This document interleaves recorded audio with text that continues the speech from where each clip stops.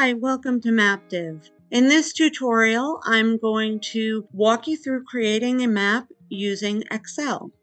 So from any place in the program, whether you're in a map already or in a data tab, you'll have this create new map button that follows you. You've also got this one on the home screen. Clicking that opens up this dialog box, and we're going to name our map. You can add a description, that's not required. Hit continue. In here you can drop files or click add file to open up your folder, and then simply choose the data you want.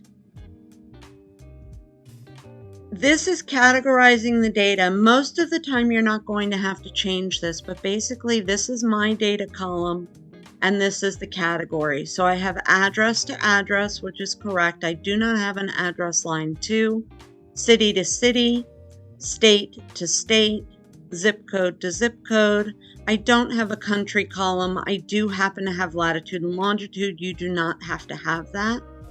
And in section 2, what's matching to my name column, location, name, and title, is the category. This is going to be what you see at the top of the marker pop-out, as well as when you hover over each marker. I have a website column, so it's matched to the website URL column. And I have an email that is matched to the email address column, phone number to phone number. If any of this is not matched for some reason and there's no appropriate column for it, don't match anything. Just leave it as select a column. Then we're going to hit done,